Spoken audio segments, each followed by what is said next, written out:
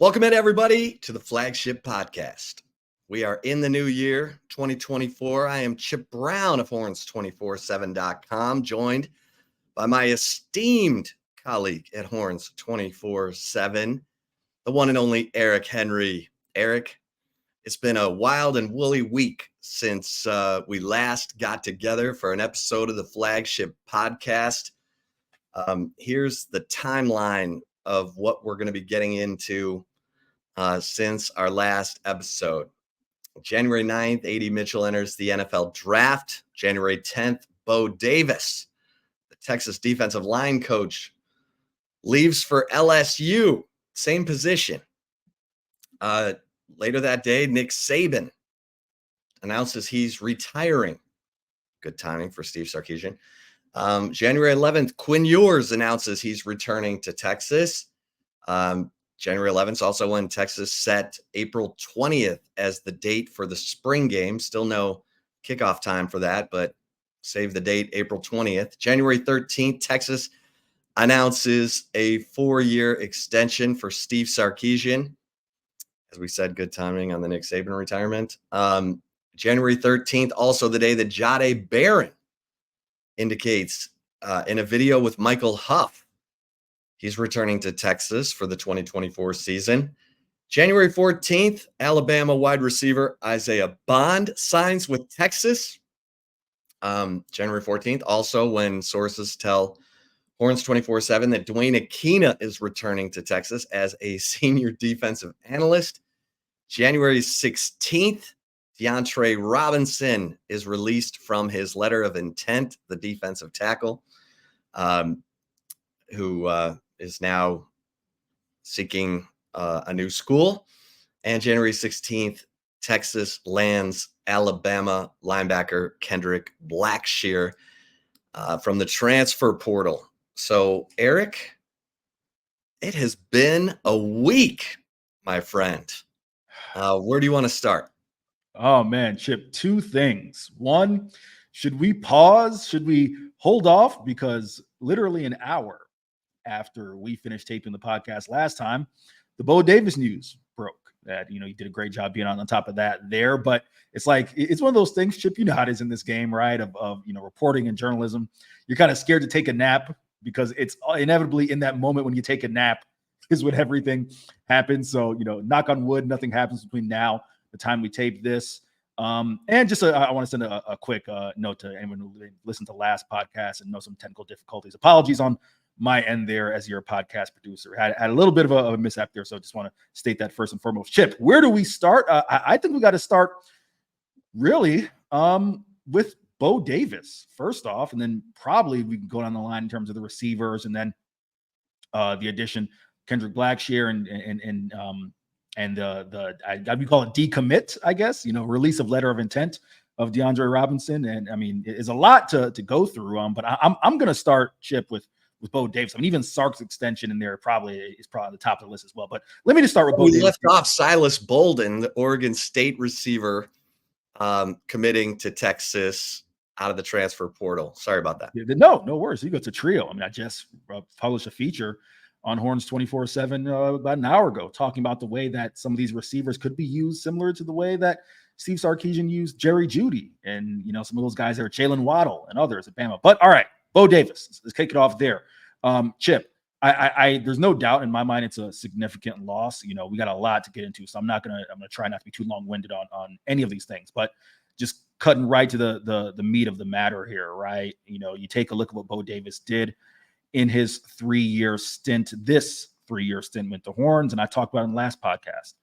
Look no further than we did with Keandre Coburn, Moro Ojimo, and of course, last year with T'Vondre Sweat and Byron Murphy. Just Chip, and of course, you covered the team, certainly much longer than I have, but in specificity, those 2 years, 2021 and 2022. So you're probably more adept to talk about the growth of Coburn and Ojimo, but, I can just say, entering this year with Sweat and Murphy, even, there were high expectations from, the greater public, whether it's media, fans in general, for both players, but no one could have predicted Sweat and Murphy being the top 2 rated defensive tackles in all of the nation by Pro Football Focus, really, Chip, for almost a majority of the year. I feel like we've been running that stat ever since week 3, week 4, week 5 their dominance shined through. So, I think in my mind, the reason why Bo Davis is a significant departure, and we'll see what happens with that spot, is the feeling, Chip, certainly amongst us at Horns 24/7, and I don't think there's any doubt that the feeling was of this with the staff, is that it was going to be next man up, and Alfred Collins, Vernon Broughton, some of the young guys were going to be the next ones to sit at the foot of Bo Davis's tutelage. Now that's not the case. That's not to say that these guys, you should expect anything less of them. But I will say this, Chip, and I think we've talked about this a little bit in our group chat. I don't feel, as I'm speaking out of turn, as if this heightens the need for maybe an addition in the interior defensive line. That's not, shading anyone who may get this defensive line job coming up. But I just think the fact that you don't have Bo Davis, the relationship he built with these guys, Alfred Collins said, I'd give this guy the shirt off my back, that kind of buy-in. That's earned over 3 years. I think that kind of heightens the need for just more ready bodies at the interior defensive line, Chip. Yeah. This was a interesting development. Bo Davis, his son, Bo, spelled Beau,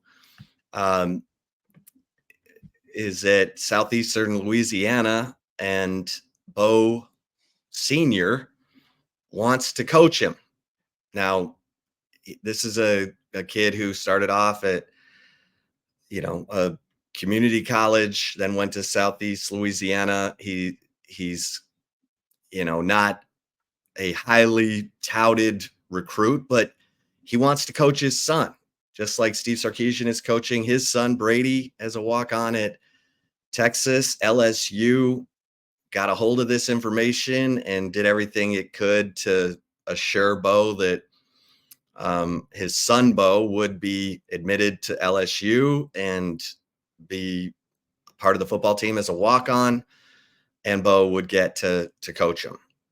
Texas, I think, was trying to figure out a way to get Bo's son into school. It was not going to happen until the end of next semester, basically May, June.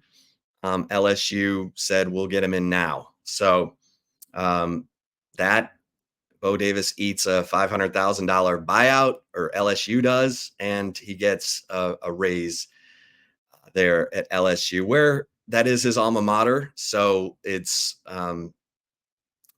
there's all kinds of things going on there, but the fallout obviously is happening, because Jamari Caldwell, who Texas was in good shape with to land as a transfer from Houston, has now committed to Oregon.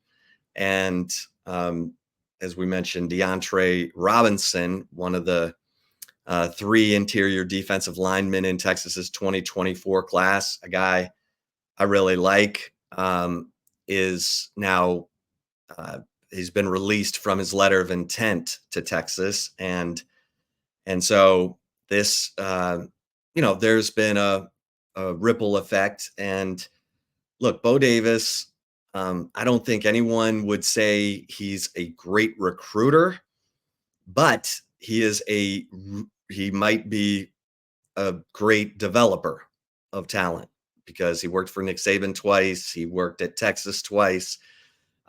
He helped Saban win a national championship at LSU in 2003, went with him to the Miami Dolphins in 2004.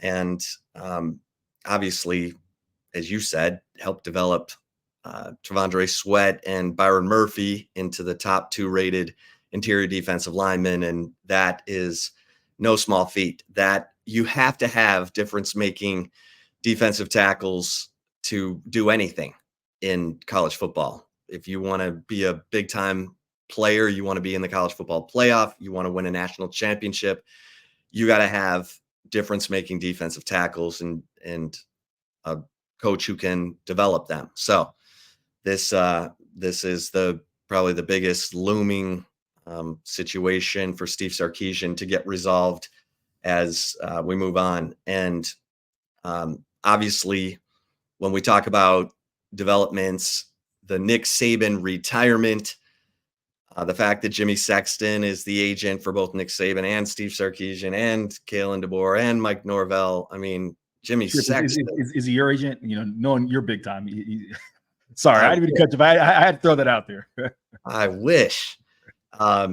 Perfect timing. So, I mean, Steve Sarkisian, and it must be a big number because Texas didn't, sources aren't really releasing that. So we've had to file open records requests. We'll have it for you. I'm told it is in that $10 million neighborhood. So, which will put him in the top 5 nationally. And then you get the 4-year extension for Sarkeesian, which I think is smart. It's not crazy. It's not the 10-year deal. And so all of that comes down as Quinn Ewers announces he's returning. And we've sort of taken that for granted a little bit, Eric, because it's been circulating for about probably a month from the end of the season that Quinn Ewers was thinking about coming back, that he still things to work on, still wanting to lead this team, and that, hey, got a taste of the college football playoff and the way that Steve Sarkisian's recruiting receivers. There's a lot of excitement about next year's offense already. And that's an offense that's losing A.D. Mitchell, Xavier Worthy, Jordan Whittington, and JT Sanders. So you don't ever really worry about the offensive side of the football with Steve Sarkisian. That's the thing. But that's a huge announcement, Eric. Quinn Ewers, come on. No, undoubtedly, Chip. I mean, listen, all of the ridiculous little, ham and egg or whatever you want to call them sites, talking about Arch Manning, this Arch Manning, that. The fact of the matter is this: we all, those of us around this program every day, and I think most people in the know, A, did expect Quinn Ewers to come back, and B, understand the value in a Quinn Ewers. And I think that's the point in my mind that's really going understated, right? I'm not going to even entertain any of that, Arch Manning talk. Let's focus on Quinn here for a second, talk about his development. We're talking about a kid who, Chip, was a 24/7 Sports Composite 5-star recruit, number 1 recruit in his class, just like Arch Manning. So we're not talking about someone who's perfect rating. Not talking about someone who's devoid of talent here. There's only 4 of those in the last since Vince Young. There you go, right? So we're not talking about someone who's devoid of talent, someone who cannot do all the things that's asked of him. And Chip, the biggest thing in my mind is you're getting now a 3rd-year quarterback. I mean, someone who, Quinn talked a lot about entering this year, the level of comfort it gave him to know that he had earned the starting job after last spring, and what that kind of allowed him to do as far as taking control of the offense, taking control of the team and being a leader. That's only going to be heightened, Chip. And you talk about going to this year, in my mind, and now he gets these trio of receivers, in my mind, and not to shift it away from Quinn for a second, but maybe I think I'm just fresh off of writing this piece, Chip. I would implore all fans, if you have a Pro Football Focus account, or if not, hey, check out my writing, horns247.com. But even if you can't, or you don't, which I don't see why you wouldn't, but you listen to us here, check out 2019-2020 Alabama clips on YouTube. The way that Steve Sarkisian was able to use those wideouts interchangeably, Chip, and I'm sure you were there for the 2021 press conference, or I'm going to assume it was a press conference when I did the research, saw the quote in which he said, he views the receiver position as positionless. It's not about being the X or the Z, or in the slot. He wants to use these guys interchangeably. Go back to Bama. Take a look at how he used Jerry Jeudy, Jalen Waddle, both of those guys, and Devontae Smith as well. Actually, all 3 of those guys played over 100 snaps in a season at each spot. Chip, what that allows you to do is when you're facing a defense, it just, A, forces you to game plan that much harder against an offense. B, when you're out there, you don't, it's not like, hey, we're going to take our best corner and follow him, with this guy, right? You're going to be able to take insert receiver and put him in various scenarios. And based on the defense, that's going to create a lot of mismatches in my mind, Chip. Just go back to the efficiency. Those 2 years, 2019, 2020, Bama averaged over 45 points per game. no less than 4,000 passing yards in both of those games. Chip, I think it is fair to say, so hopefully we can tie all of this in as I pass it back to you when talking about Quinn Ewers' return. I think it could be possible to say, and this is not reckless speculation, that the best of Steve Sarkisian's offense in terms of what he wants to do things in terms of the passing game may be yet to come. And that's only going to benefit not only a Quinn Ewers coming back, but just really this offense as a whole. Yeah. And if you go back and look at those, the 2019, 2020 seasons that you were just talking about at Alabama, he had Najee Harris at running back in both of those seasons. And Najee Harris was rushing for 1,400 yards. He had ridiculous receiving numbers. I want to say, in the 30s for receptions. And it was dizzying what Steve Sarkisian was doing with that offense. And it's probably one of the biggest reasons Nick Saban has a soft spot in his heart. Saban was watching that offense going, man, this is fun. I'm having a good old time out here watching all these playmakers just make opposing defenses' heads spin.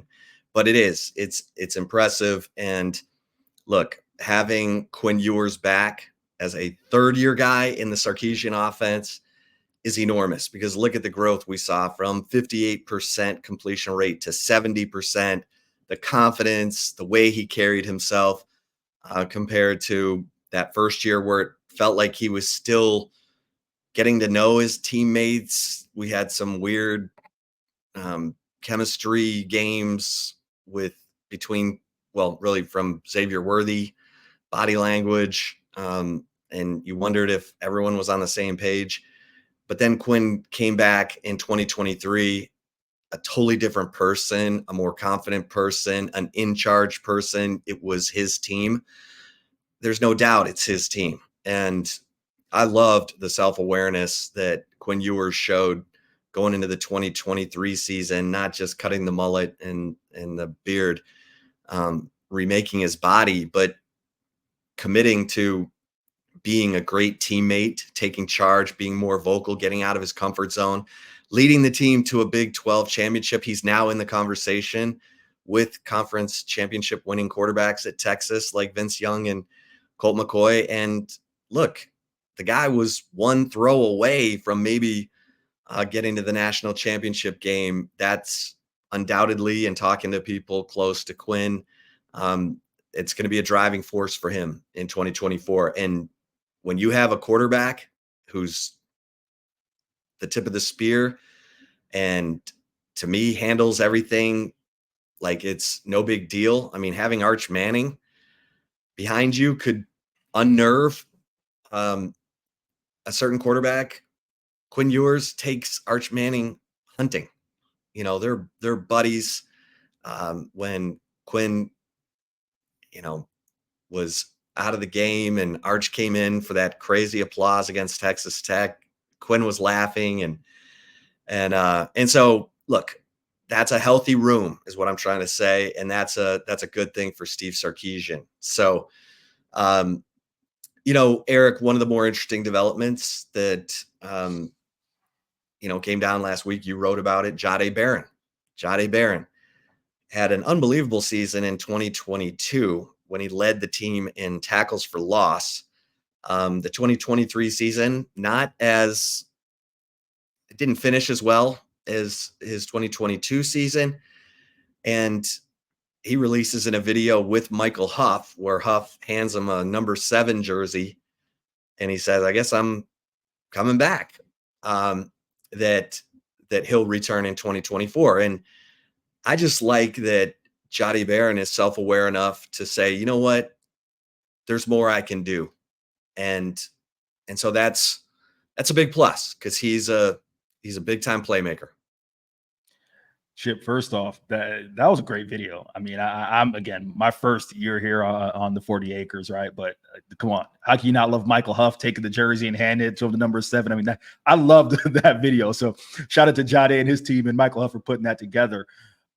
Here's where I want to go with this, Chip. The feeling, I think we talked about it a little bit in the previous podcast, was that Jahdae Barron would depart for the NFL. Again, as someone who had, if memory serves me correct, accepted his Senior Bowl invite. But I'm even going to go deeper than that. When I just think about my interactions with Jahdae, someone I spoke to a fair amount this year, because of course we got him a lot during media. But Chip, toward the end of the year, Big 12 title game, he was sitting down, he was emotional, and I asked him this specific question. I was like, hey, Jahdae, has a moment hit you? You're an Austin guy, an Austin native that, 20 years from now, you're going to be able to take your kids and your family into DKR, and you can point up to that side of the stadium, right, where they hang the conference title, honor the conference title, with the year on the facade, and you can point up there and be like, yeah, I was part of that. And Jahdae got really emotional. He was like, man, you're gonna make me cry. Like, I haven't even pondered that.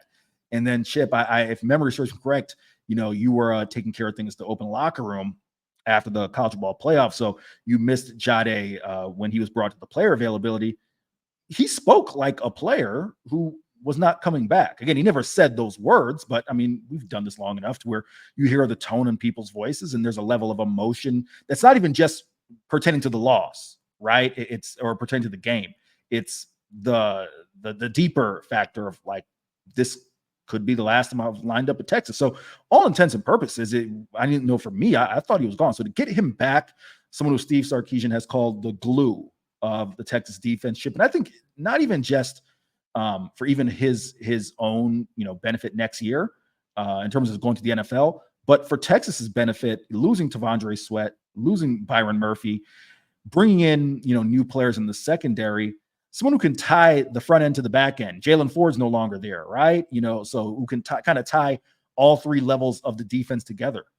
I think that's huge. And if he puts together a season, and I tweeted this out, yes, his counting numbers were down, Chip, and you of course, you were there for 2022, so you can speak as to whether or not the counting stats were truly reflective of, a dip in play in 2023. But in my mind, Chip, I guess, I've seen enough of those intangibles, those things that he does, the little subtle communications, against BYU, that overtime, against Kansas State, that overtime drive, the things he did against Houston. I genuinely believe this statement, Chip, that if the NFL really valued the nickelback spot, a spot that Steve Sarkisian has said isn't valued enough in football. Ryan Watts said it as well, said that Jahdae would get more attention if he would play on the outside full time. If the NFL valued that spot the way they should, Jahdae would probably be a lock for the NFL draft in my mind, but it's not the case, and it's Texas's gain as they try to pursue a natty in 2024.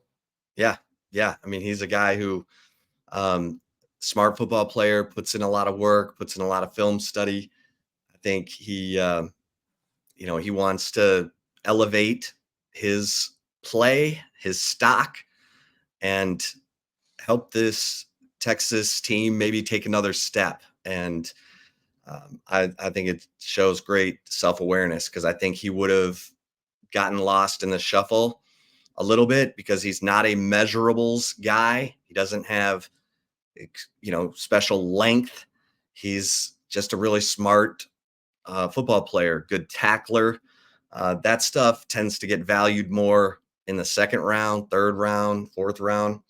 The first round's about measurables, unless you are just making plays that no one else is making. And I think he believes he can be that guy. And so that's exciting for Jahdae to come back and help this defense, because they're starting over in certain spots. You mentioned Jaylen Ford, and in the secondary, Jaron Thompson is no longer a part of it, but Jahdae Barron can help lead that group, and they need him to lead. Next in our timeline of developments, Isaiah Bond, the kid who caught the miracle pass from Jalen Milroe in the disaster in the pasture, as Auburn fans are calling it, the 4th and goal from the 31. That guy is now signed and going to school at Texas. This is a big time get, Eric, because Isaiah Bond we just described, he's made one of the biggest plays in Alabama football history. And he's a proven product. He's got speed. He's, he reminds me a lot of AD Mitchell from a big play standpoint, not quite the same physical stature, but this is a big time pickup. Chip, elite speed, someone who, as I spoke about with Steve Sarkeesian, what he's looking to do as far as moving the wide receivers around in both of his years at Alabama, played basically 60-40 between in the slot and out wide. So he has that ability. And that is what we'll call the Nick Saban effect, right? Because, no one could have predicted Nick Saban retiring. And we're now seeing teams across the nation, even Caleb Downs, right? He's in the portal. We're seeing teams across the nation get a richer because of Nick Saban's retirement. But yeah, I mean, listen, again, if you have not had a chance to watch Isaiah Bond, I just take a look at, again, his initial burst off the line. That type of speed is going to be huge in his versatility and where he can be moved. I mean, that's a pickup that, is someone who is capable. You talked about him kind of being similar to AD Mitchell. I can't agree more. Someone who's probably looking at, not that he had necessarily bad years, it's an emerging player there at Bama in the quarterback situation, but it's on the verge of a breakout year and has an opportunity to do that with one of the top returning quarterbacks in the nation, Quinn Ewers. Yeah, that's big time. And then since we're just kind of going down the row here, the Dwayne Akina news was interesting, is interesting. Dwayne Akina, longtime defensive backs coach at Texas, looked like he was returning as a defensive analyst. And at full disclosure, we're recording on Wednesday, January 17th. And all we know is that Akina was being courted by new Arizona coach Brent Brennan for a possible position coaching spot there with Arizona. So we're kind of in a holding pattern on the Dwayne Akina news, but Dontre Robinson being let out of his letter of intent, and then Alabama linebacker Kendrick Blackshear landing at Texas. And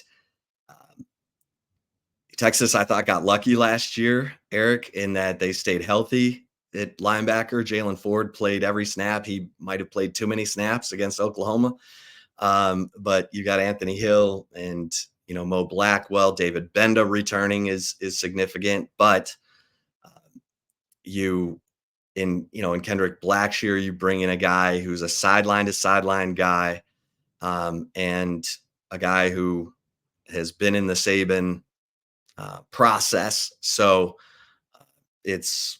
that is valuable depth you're adding, and maybe a starter right there at a position where Texas seemed like it was kind of scrambling. They got Ty Anthony Smith late, but Kendrick Blackshear, that's a big pickup. Again, Chip, keeping on the versatility theme, what that addition does is you're expecting Lianga Lafau to develop and be that guy, whether it's inside or outside. Seems like that, a possibility that Anthony Hill could possibly play inside, but it gives you versatility because let's just say for whatever reason, Lafau doesn't have a good spring or fall. I'm just, throwing out hypotheticals here, right? Or let's say all three guys, Blackshear, Anthony Hill, Lianga Lafau, David Benda, they all play up to par, right? Well, then, all right, then you got a guy who, again, could possibly start. It allows you to move Anthony Hill like a chess piece.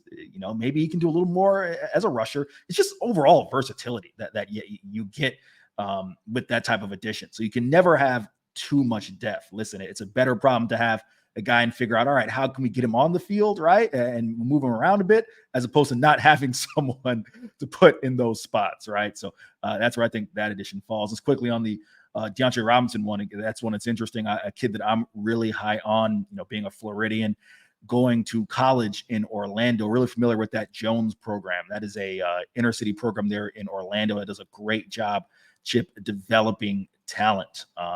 So it'll be really interesting. He also played with CJ Baxter at Edgewater before making his way to Jones. So was there were two quality programs there in Central Florida. So the fact that, he's now requested release from his letter of intent has been given that. It is a loss for the Horns because that's, again, someone, Chip, who I was really high on of that slew of interior defensive linemen, just DeAndre's sheer size. And again, I think coming from that program there, I thought he was a guy who was primed to hit the ground running, especially if someone's going to be a January arrival. But again, we will see when that position coach spot gets filled. It looks like, again, it'll have to be from the portal, and maybe Chip, for the immediate future of the Horns, that is, missing out on Jamar Caldwell, making pick up on. In my mind, Chip, you don't even have to have a guy who's necessarily starter level. It can just be a Trill Carter. Maybe you want someone who's a little more impactful than Trill, but Trill sneakily played over 250 something snaps this year and was solid in his role. Again, maybe not good enough to crack the rotation in areas that weren't non-leverage, his or weren't high leverage. His highest snap total was against Baylor. We know that game was a blowout, but still, maybe someone in that range, one or two of those guys in that range, I think does the job for Texas this year. Yeah, they definitely need to add at least one out of the portal. And of course, the portal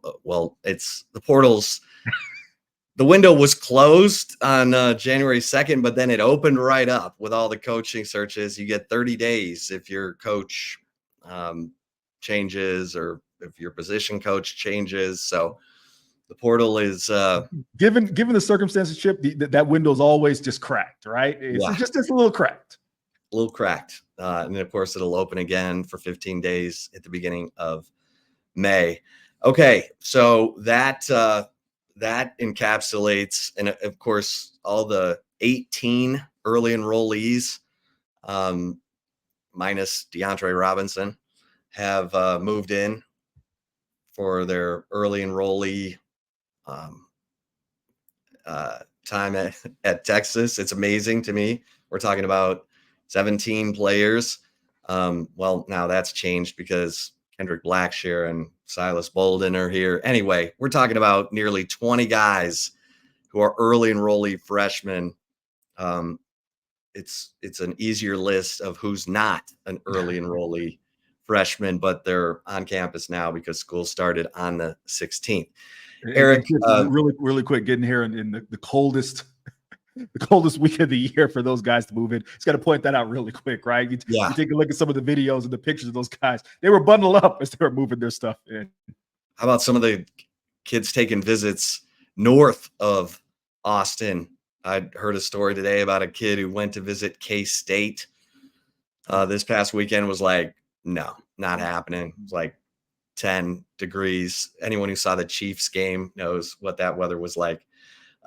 Eric, before we get to take it or leave it, men's hoops and women's hoops, men's basketball, again, we're recording on Wednesday. The men's basketball team is playing Central Florida tonight, and they're coming off a win at Cincinnati and then a loss at West Virginia. West Virginia, the only team in the Big 12 with an overall losing record. So that one hurt, and all kinds of foul trouble in the loss to West Virginia. Caden Shedrick only plays 4 minutes before his back. He looked like he had a Home Depot, worker belt on 4 minutes after, or 4 minutes into that game. And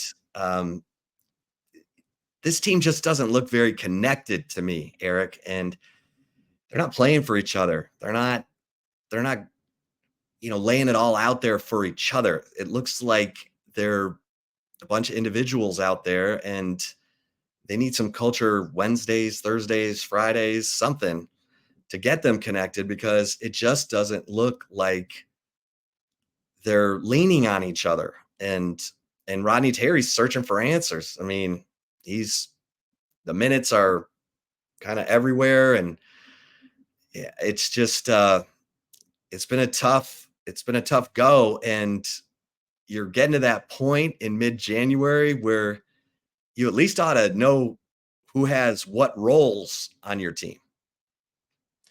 Chip, I let out that hearty laugh because you hit the nail on the head when talking about the wrap that Caden Shedrick was wearing. It did look like that indeed. So good call out there. No, to your point about basketball, this is something that I asked Rodney Terry about in the early part of the year. When you have this many newcomers, 8 newcomers, several of those guys being transfers, what's going to be the process as far as integrating them? And he said a lot of it's just going to be time on the court, playing together. and, follow back with RT and ask him about that process. Seemingly, I think all of us did. We're kind of endless and ask him how that process was. And he has a line, Chip, a quote, a saying, I should say, that it's by being a star in your role. To your point, Chip, I think there's a lot of guys on this team who still aren't quite sure what their roles are. Max Asmus knows that his role is to score, right? If there's one thing about Max, he is finding ways to score. I mean, he kept that team in striking distance against West Virginia, ended up with 33 on the night just by bearing buckets. So one thing I will say I've been impressed about Max, I think I mentioned this last podcast, is his ability, despite his small stature, Chip, he always finds his spots on the floor to get his shot off. And that's been impressive, making the leap from, obviously a mid-major to now the Big 12. Dylan Mitchell has been, very transparent about feeling that his ticket to the NBA is being a defensive guy and rebounding, and he's done that fairly well.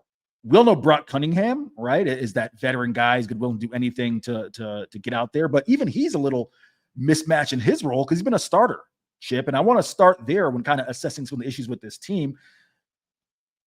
Does Brock need to come off the bench? Time will tell me. The answer is probably yes. I think you take a look at his numbers, Chip. Last year, in about 16 minutes of action per game, his shooting numbers were well higher. Shooting about 48% from three, mid 40s from the field.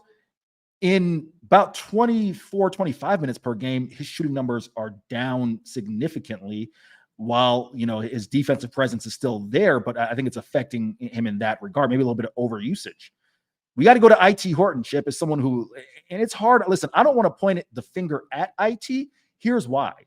It's one thing for a guy who's been a career 11 point per game scorer, Chip, if he's just missing shots, right? He's in a slump. You say he needs to shoot better.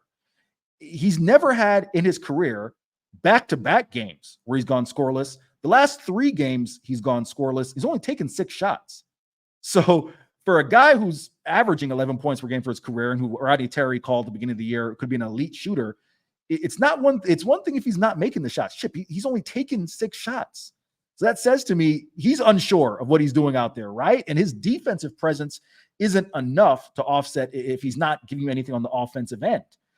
We saw when he got the start, when Tyrese Hunter was out with the flu, he had 10 points and 10 boards because he's been a career starter for his majority of his career. He knows what to do in the starting lineup, but off the bench, it's been a little awkward. Kendall Weaver is a guy who's energy and effort, but even his numbers are down from, his time at UT Arlington, where he's the WAC freshman of the year. So it does for a lot of guys. Tyrese Hunter probably needs to step it up defensively. Shedrick's banged up. The list goes on, but in my mind, Chip, there's just, I don't want to say too many question marks, because I do agree with Rodney Terry when he said that we spoke with him yesterday in his Zoom availability, that there's still a lot of high upside for this team, but they're running out of time, man. Just Chip, I'll give it back to you on this. I don't know if you saw this note. ESPN published their strength of remaining schedule, right? Top 16 teams in the nation. All 14 Big 12 clubs are among the top 16. What does that tell you? There truly are, as Rodney Terry says, no nights off in the Big 12. That just was astounding to me, that 14 of the 16 teams, Big 12 clubs. So as far as time to get this thing fixed, I guess there's still time as far as the season, but they're not going to be any weaklings to get it fixed against. And that starts with UCF tonight. Yeah. And they got to get connected, because they don't look like a team that rises and falls together. They look like a team that's looking for someone to be hot that night. And you can't survive that way. There's 8 teams right now projected from the Big 12 into the NCAA tournament, and Texas is not one of them. So, when you're talking about Kansas and Houston and Baylor, and, it's crazy. Texas is in a 7-way tie for 7th place with Houston right now. So, this league is beating up on itself. The pundits know who to give the benefit of the doubt to. Texas is not one of those teams. Rodney Terry is in the process of earning that, and everyone's watching. So this is, there's still time. You can get hot, but you want to see some progress of a team that is connected, that is fighting together and not just looking for, answers each night based on who's hot and who's not. The Texas women, on the other hand, were dealt a rough blow when Rory Harmon, their first team All Big 12 point guard, defensive player of the year, went down with a torn ACL on December 27th. Vic Schaefer, you can tell, thought he had a national championship type team this year and was devastated. I mean, he said as much. He said, "I'm heartbroken." I mean, it was almost like you wanted to just say, "Hey, Vic, you got to get yourself together here." Because you've got a whole season ahead of you. So what does he do? He moves his star freshman, a 6'1" wing player, Madison Booker, the number 12 player in the nation, coming into Texas as a freshman out of Ridgeland, Mississippi, someone who Vic recruited from the time she was in 8th grade, and he was still the head coach at Mississippi State. She wears number 35 for Kevin Durant, and he moves her over to the point guard position. It was rough at first. It doesn't help when your first game after that injury is Baylor. And Texas lost that game, but it was a 6-point game. Madison Booker scored 25.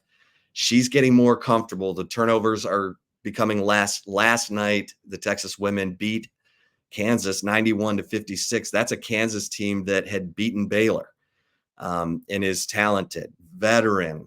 And Madison Booker was on SportsCenter's top 10 highlights for her, behind the back dribble that, en route to a easy layup. But it's amazing how well she handles the ball for a 6'1" player. Because Eric, you and I both know a 6'1" guard in the women's game is like LeBron bringing it down the court, or Magic Johnson playing the point. It's just a different situation. And for a freshman to get thrown into this, that is a team that looks like it's got nothing but upside. So kudos to Vic Schaefer and kudos to Madison Booker, who's giving all the credit to Rory Harmon, who's coaching her on the sideline, constantly coaching her out of timeouts. Madison said, "If I didn't have Rory, I wouldn't be able to do any of this." So that's a connected basketball team right there. Yeah, Chip, just to quickly kind of piggyback off those points, I had a chance to, cover that UConn Texas game. That was the same day of Texas college football playoffs. That was a busy day for me. Just the childhood sports fan in me had a chance to talk with Rebecca Lobo, who was calling that game for a quick minute. And she called Rory Harmon the top point guard in the nation, right? So that's that type of loss that you're talking about there. But everything you said about Madison Booker, I think you hit the nail on the head. I think the key for the women, right? I mean, we're going to see what necessarily they can do in Big 12 play, but Nikki Collins' club up there in Waco, right? Obviously one of the top coaches of the women's game, formerly of the Atlanta Dream there in Baylor, has them rolling. Then Kansas State, they got a back-to-back stretch where they go to Waco and then they get number 7 Kansas State in Austin. So I think that stretch really, if they can possibly, Chip, get one, if not both of those games without Rory Harmon and kind of continue to gel as a team, I mean, who knows what can happen. So just want to add that in there really quickly. Yeah. Yeah, and Madison Booker brings a whole different set of skills to that point guard position. Rory's defense, they miss tremendously because Rory is a thief, and she sets that tone defensively with that ball pressure, Vic's trademark ball pressure defense. They don't have that, but Madison's length helps in that, and they can direct players into spots on the floor where they can help out more defensively. All right, let's get to some take it or leave it. You love it right here on the Flagship Podcast. Don't go anywhere. And if you're watching us on the Horns 24/7 YouTube channel, we will roll on.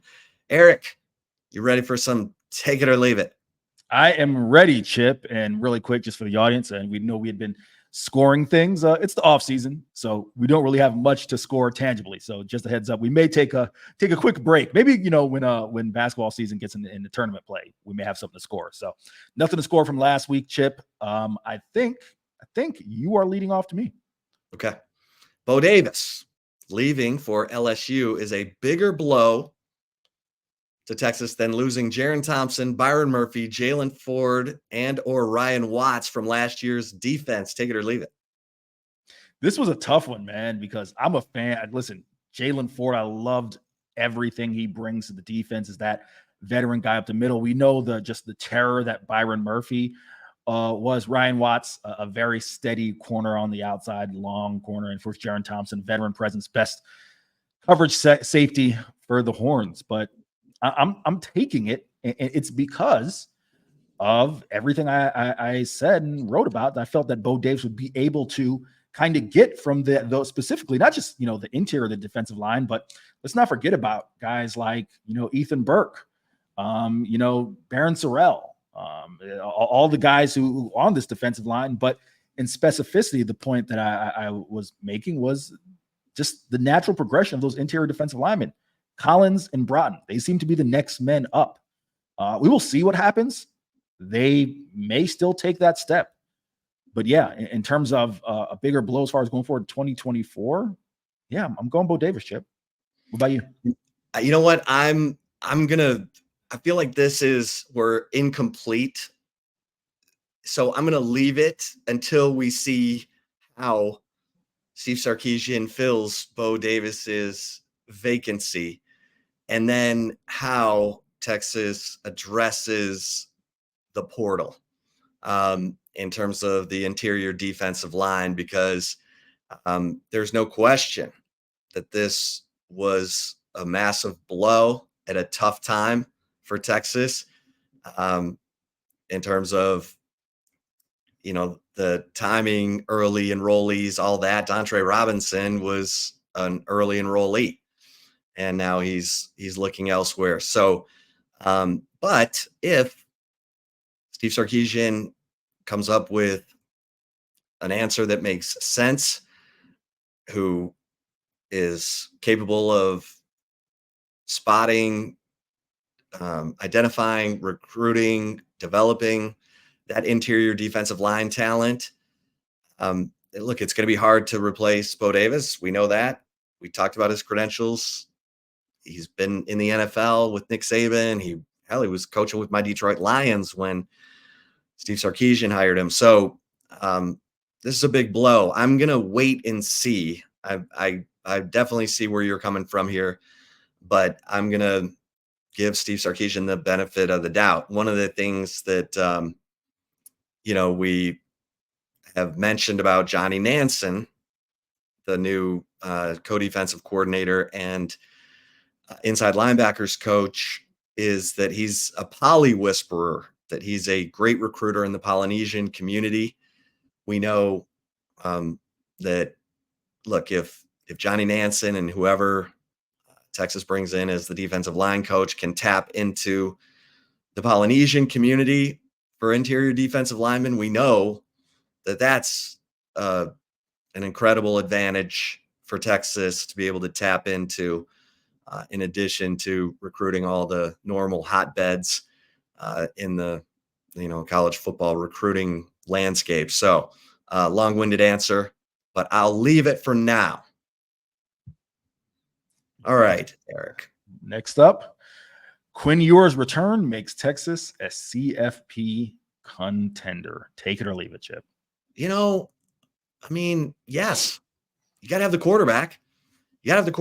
Look at Michael Penix. Look at the quarterbacks who were in the college football playoff this year, or in the national championship game. When you look at J.J. McCarthy and Michael Penix, these are guys who've been in the system, had the experience, more experience than Quinn Ewers and Jalen Milroe. But Quinn now is the veteran guy.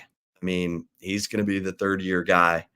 And so, look, they've got other holes to fill. I get that. But Texas is already being projected as one of the 12 teams in a lot of the mock, way too early college football playoff brackets.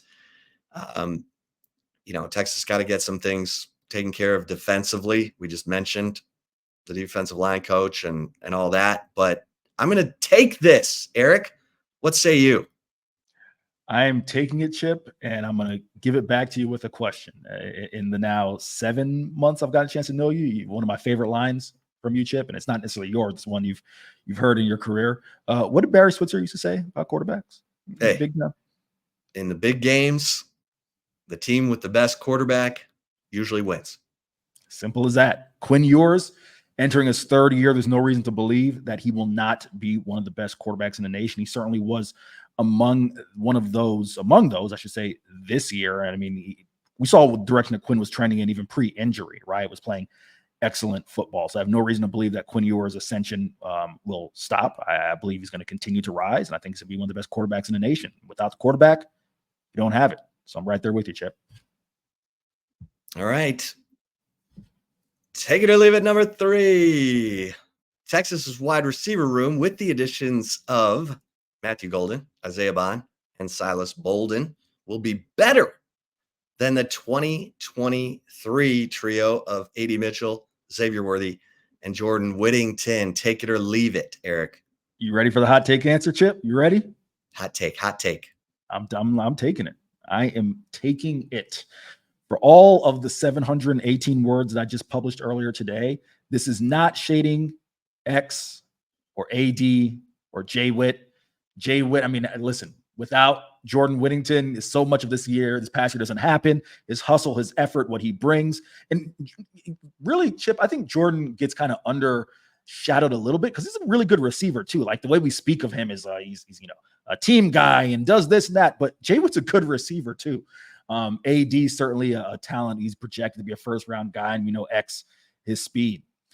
I am really buying in, Chip, to the idea that this could be the first year that Steve Sarkisian has the receivers in the mold, the receiver room in the mold that he envisions a receiver room. I think the ceiling, the upside is tremendous with all three of these guys. Two things Steve Sarkisian has said he wants in receivers: speed and versatility. He has it in all three of those guys.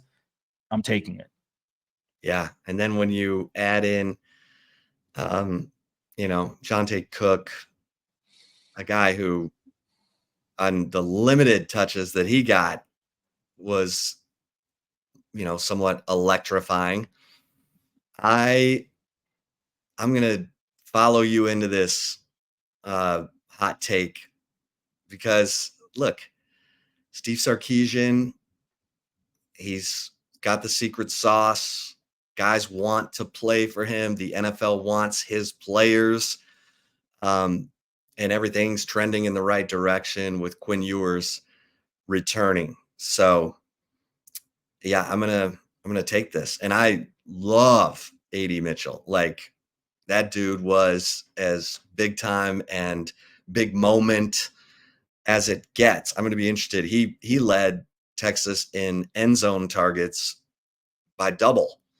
He had 18 end zone targets, and the next closest was 9. So I'm interested to see who of this group ends up, or maybe it's more equally spread. That's even more dangerous because then you're not just keying in on one receiver. So yeah, I'm going to go with you on this, Eric. I am taking it. There you go, Texas fans. There's something to get excited about. I mean, you've had a lot to get excited about here recently, but listen, we appreciate you all here in 2024 for listening to the Flagship Podcast, this episode of it. Make sure that you please like and subscribe to the Horns 24/7 YouTube channel. And until next time, we'll see you over at horns247.com, where news is always breaking and you're going to hear it first right there at horns247.com. For Eric Henry, I am Chip Brown. Until next time, stay safe and keep the faith.